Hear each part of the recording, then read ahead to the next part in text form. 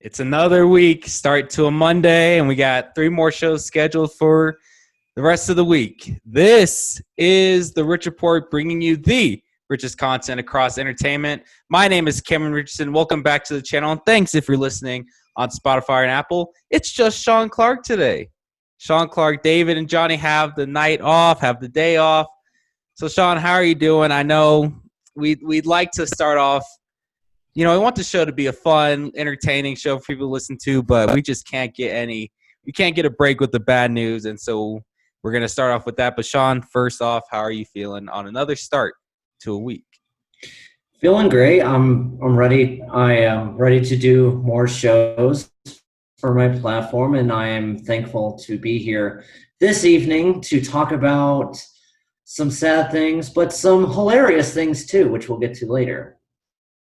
And of course, like you saw in the intro, we lost Chadwick Boseman last Friday.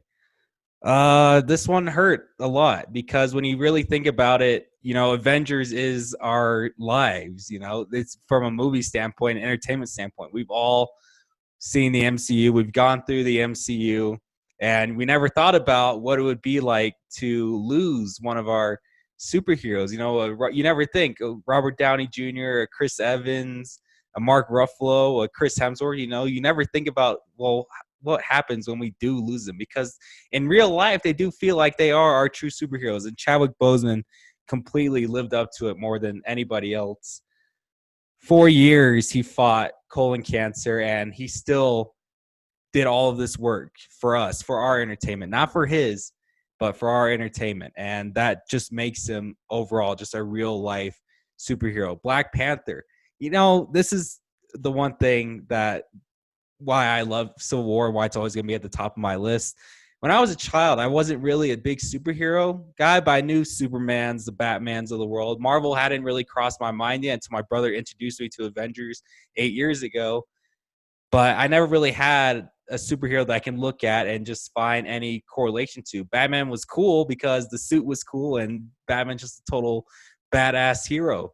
But I never had someone who looked like me, and I finally got that when Chadwick Boseman was announced as Black Panther, and Black Panther was going to be in Civil War. And I was just the happiest person alive when I saw Civil War, and why it's still at the top of my MCU list. And then just now, being at 2020, just 4 years later, and our T'Challa, our King T'Challa, is gone now. It just keeps adding on to just how awful this year is. It's just throwing every bad thing at us, and it's hard to really find any good to take away. Now we will have Chadwick Boseman in our hearts forever. We're never gonna forget him. That's a guy you just don't forget. All the roles he's been in. My first introduction to him was the movie 42, where he was Jackie Robinson. Just all the portrayals just gave so much life to those films, whether it be Jackie Robinson or James Brown and Get On Up, or Thurgood Marshall and Marshall. Just so many iconic roles that he already had in such a short. Because if you look at his filmography, he's not in many films, but the films he's been in, he's done excellent. All of them, he's taken on pretty substantial roles. He just adds a layer of realism and just depth. It's like Shrek. Like onions have layers. Chadwick Boseman was full of those layers, and it's just a complete disaster that he's no longer with us. I am still trying to recover from it. Just doesn't. I just can't wrap my head around him actually being gone. It hurts so bad. So Sean, what was your initial reaction, and what will you remember most about Chadwick Boseman? When in the initial reaction, I was absolutely devastated. It didn't seem real. It reminded me of the day Kobe tragically passed away, where I saw the headline and I couldn't believe it was real. And for the rest of the day, I just felt very sad. The fact that a great man just passed away just suddenly out of the blue. It wasn't like, oh, he was struggling with this. It is inevitable. No, it just came out of the blue, and it was just really painful to see that. Rest in peace to him, and I send all the love to his family during this time. Now, as far as Chadwick Boseman, I want to go a little bit deeper into his filmography, because my introduction to Chadwick Boseman, I actually until recently forgot it was Chadwick Boseman, but 10 years ago, I watched a film called The Express, the Ernie Davis story. It's just not a sports film that everyone immediately thinks of when it comes to great sports films. But this was one of my first sports films I watched, and it was Chadwick Boseman playing Ernie Davis, who was the first African American Heisman Trophy winner. He was a 3-year running back for Syracuse, and most of the film follows him leading Syracuse to a national championship in 1959, beating Texas in the Cotton Bowl, even though there was racial prejudice, especially in Texas at the time. Seeing that was it was a very powerful film. I highly recommend everyone checking out. It's a great film. You mentioned Jackie Robinson, and this is also kind of underrated too. But how about Vontae Mack in Draft Day? That's another Chadwick Boseman role, and that was a bit different. It was a more of a comedical and star powered role where he was a Ohio State defensive end who has star power. And one of my favorite scenes of Chadwick Boseman ever is where he tells Kevin Costner to look at the game film after he sacked Bo Callahan, like what happened and why he got ejected when he played against Bo Callahan. That was just fantastic acting in a movie that's supposed to be just a fan fiction for NFL fans like myself. And of course, I have to finish by talking about obviously Black Panther. Black Panther is one of my favorite MCU movies. I actually watched it recently when I was in Oregon about a month ago. It's actually the most recent MCU film I watched. So the fact that this happened is just a little bit eerie to me because it was the most recent one I watched. Every time he performed as T'Challa, it just was breathtaking. He really brought Black Panther to life. I loved every scene he was in all the films. His solo film was great. I think actually his best performance acting wise was in Civil War, actually. I thought the Russos wrote his character very well and he had a lot to do. He had an arc where he had to forgive Zemo for blowing up the United Nations building, which led to his father's death. The way he acted in that scene where his father passed away, that was Black Panther's introduction, by the way. And the fact that he had such a impactful performance, even in this first couple scenes where tragedy happened, that's an insane introduction. I feel like that scene isn't talked about enough. It's so phenomenal. It just really goes to show how dedicated he was to his work, even though he was battling colon cancer. We will miss him. He is in all of our hearts. It's sad. It's very sad. Yeah, and Black Panther arguably is going to be one of the most celebrated films ever. Like, there's not one person that you're going to talk to and go, "Oh yeah, I hate Black Panther." No, no one hates Black Panther. And now for Black children around the world, they have someone they can connect with. You know, in the MCU, you didn't have that representation. You had some minor characters like War Machine and the Falcon, but you never had that lead guy. You never had a Iron Man or Captain America. And we got that with Black Panther. He's that to these kids, and it's gonna last forever. It's something you're gonna show your children, your grandchildren, your great grandchildren. King T'Challa, Chadwick Boseman. It was special. It was a special time. Well, it was short lived. We'll never forget it. All right, let's try to line the mood here. We're gonna talk about the absolute train wreck that is now the Jacksonville Jaguars. Recently, we saw the trade for Yannick Ngakoue, and now they just released Leonard Fournette today, which completely ends the potential talent, the potential Super Bowl contender that could have been the Jaguars. There was a video on Twitter where a guy had jerseys of Allen Robinson, Blake Bortles, Yannick Ngakoue, Jalen Ramsey, and none of them are on the team anymore. This was a team that was so stacked talent-wise from a weapons perspective and a defensive perspective. Blake Bortles was never the best quarterback, but he did enough to take a team to an AFC title game where they came just short against New England Patriots. Flash forward just 2 seasons later, and it's now been all destroyed. It's all gone. So, Sean, you had a nice article about the Jacksonville Jaguars. You called them failed copycats. So why don't you briefly go over what that entitled and what your thoughts are on the Yannick Ngakoue trade and the Leonard Fournette release? So I wrote that failed copycats article about a week or two after Jacksonville Jaguars traded AJ Boye to Denver Broncos for a fourth round pick. That's it? For AJ Boye, a very talented corner. When that trade broke out, I remember walking to class. It was about a 10-minute walk, and I just thought to myself, what went wrong here? Why did Jacksonville in 2017 going from, they had a 10-point lead on New England Patriots on the road in the AFC Championship game. Yes, I am wearing my Patriots hat. That was a very, very scary afternoon for me because I thought, oh no, we're about to lose to the Jaguars. I can't believe this is happening. And they beat Pittsburgh and Buffalo to get there. So they won 2 playoff games that year. And I thought to myself, well, here's the problem. They tried to emulate and copycat the Seattle Seahawks formula. The Seattle Seahawks in 2012, they drafted Russell Wilson, a mobile quarterback. They built up this young, energetic, tenacious, and hard-hitting defense.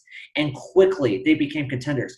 Seattle's rookie season with Russell Wilson, they went 12-4, and they won a playoff game. That was Russell Wilson's first season. He was a game manager then. Next year, they won the Super Bowl, and the year after that, well, they were 1 yard short away from a second Super Bowl championship. But they had this formula, hard-hitting defense, young defense, cheap defense, but tenacious. And they had an efficient offense that did what they needed to do. Jacksonville tried to do the exact same thing. They were #Saxonville. They were Saxonville. They sacked the quarterbacks the most in 2017. They were tenacious, young, and hard-hitting defense. Just one small problem. When you have Blake Bortles versus Russell Wilson, that's a major problem.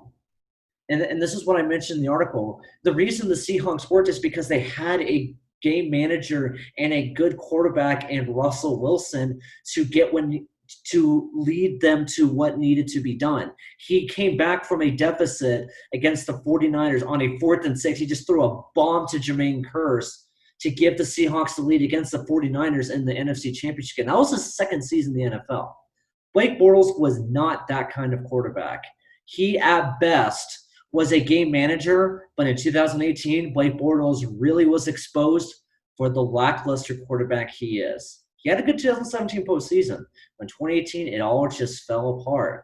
And when you don't have a good quarterback, it falls apart. Look what happened to the 49ers in this last Super Bowl. Patrick Mahomes is obviously a way better quarterback than Jimmy Garoppolo, and the correct team won.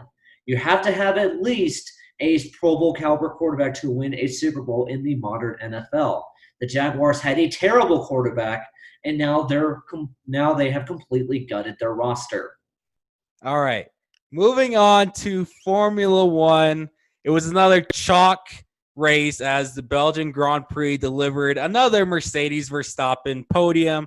Hamilton obviously taking the one with Bottas finishing second. But we have something in 2020 that's just grand, and it is the meme that has become of Ferrari with Sebastian Vettel and Charles Leclerc. Oh, my goodness. P13 and P14 at Spa. No straightaway speed. Kimi Räikkönen of Alfa Romeo defeated both of them, came in front of both of them. Look, I mean, I hate to put this on you, Sean, but look at the colors of Ferrari and Arsenal. Kind of brings up the memories of Arsenal being absolute garbage in 2018 and 2019. Arsenal is a little bit better this year, but still, Ferrari and Arsenal are starting to become one and the same now. Ferrari is the equivalent to 2018 Arsenal. Let's just say that's a disaster. Historic club or product or brand. Let's say brand. Arsenal, classic brand. Ferrari. When you think Ferrari, you think speed. Well, no, but instead of Ferrari now, we get Fiats. They're Ferrari name, but they're driving Fiats this year is what we're getting. Because Sebastian Vettel and Leclerc are very talented drivers. Leclerc 3 wins last year. Vettel got 1, but they were the second best team behind Mercedes in 2019. And this year, I don't know what has happened. Vettel is outside the top 10 in points, and Charles Leclerc is not that far ahead of him. Sean, tell me, what is it? Why is Ferrari having this nightmare so far this season? You had to go there with the Arsenal comparison. You just had to go there. Look, it's funny. Making fun of Arsenal is funny. Making fun of Ferrari and all the memes we've seen in the Ferrari comment section, it's been grand to watch. It's been the one saving grace of a very chalk 2020 season. I see it, and I definitely agree. Ferrari does have the best looking uniform, just like Arsenal has the best looking kits in the Premier League. So I do understand the comparison. Now, let's get to your question about why Ferrari is bad. I'll tell you. It's the same reason why Arsenal was terrible in 2018. It's the same reason why Madden is terrible on EA. Do you realize that Madden 21 has a 0.6 out of 10 rating on Metacritic? 0.6 out of 10. To me, Madden, Arsenal, until this year, and Ferrari are all the same. It's called complacency. Complacency is one of the worst things you can possibly do in sports. Now, let me just compare these three. The reason why Madden has become so terrible, Madden 15 was the greatest Madden game. It was the greatest. I played it a ton my freshman year, had a great franchise mode with the Saints. It was amazing on the Xbox 360. It was incredible. But since then, it has gotten worse and worse and worse and worse. Why is this? Because they've had no competition. Nothing. No competition, which is why 2K needs to buy the Madden franchise back. They need to come to terms with the NFL. That way we can actually get a good Madden game again, please. Now let's go to Arsenal. They were in the Champions League 19 years in a row, Cameron. 19 years in a row. And every single time, especially going back to the Invincibles in 2004, they were always in the knockout round. They only got the Champions League final once. They lost to Barcelona on a stupid red card. But over the years, Arsene Wenger, he was there the whole time. Because he was never going to be ousted and he felt incredibly comfortable, there was just no passion for Arsenal. The fact that, Arsene Wenger's going to be here. I'm going to be here. Oh, these players are going to be here. Why do we need to be exceptional? We don't need to have this drive. So because of that, they got complacency, and that's why they needed to reboot everything. And after, for some reason, hiring Unai Emery, Mikel Arteta is putting them on the right path. 2 trophies in the last month. Things are going great. Now, how does that relate to Ferrari? Well, Ferrari is also incredibly complacent. They're Ferrari. They're the most famous car brand in the entire world. They're more famous than Mercedes. They're more famous than Chevys, Toyotas, Hondas, whatever car brand you want to throw out there. Ferrari is the most famous. Whenever people say, oh, what would you do if you get $1 million? What do people say usually, like the second, third, or fourth option? Oh, I would buy a Ferrari. Ferrari's the most famous car in the world. So because they have this reputation of being the most famous car brand, why push it and be great? Everyone knows you're great. Everyone knows that Ferrari is the top car brand name. So what's the point of going the extra mile when you're already at the top of brand recognition? Yes, they haven't won championships since Lewis Hamilton and Mercedes just started dominating everybody along with Nico Rosberg. They have Michael Schumacher. They're resting on the laurels of Michael Schumacher and all the other great Ferrari drivers in the past. Ferrari knows they're not going anywhere because of how famous they are and how much prestige they have built up. Doesn't matter to them. That's just what it's seen. That's just what it seems like. Simple as that, honestly. We are going to finish the show talking about the Daytona Night Cup race, a race that's usually held the 4th of July weekend. Congrats to William Byron on the win. Clutched up. Had he not forced it 4 wide for the lead between Bub and Logano, he probably gets caught up in that wreck with Logano. So props to him. But, man, So close. Bubba Wallace with 2 to go shoots out the outside of Hamlin and Logano to try and take the lead. And Hamlin, a 6-time winner this year, decides to get a little bit too aggressive, snuck his nose between Logano and Wallace and turned Logano into Bubba Wallace, inciting that wreck. But overall, just a phenomenal race. The super speedway racing has been just excellent this year. Daytona 500, while it was a little bit chaotic, was still fun. Talladega was just insane, passing every single lap. And then Saturday night was just total strategy, total chaos. There was 2 races in one. There was obviously the battle for the race win, and then Byron, DeBenedetto, and Johnson battling to get those final spots. In the playoffs, DeBenedetto and Byron would get it because Johnson would be involved in one of the late big wrecks. But Sean, I just want your thoughts on just the overall racing in general. And do you think Daytona should be able to keep the regular season finale for years to come? Super speedway racing has been absolutely phenomenal this season. And what I love the most about super speedway races is, number one, it's not single file spread out like most tracks are. A lot of races in the Cup Series, I'll be blunt, they have been very boring. Why? Barely any passing. All the race cars are spread out. There's not really any battles or passing going on. So a lot of the Cup races are not even entertaining for a diehard fan the way I look at it.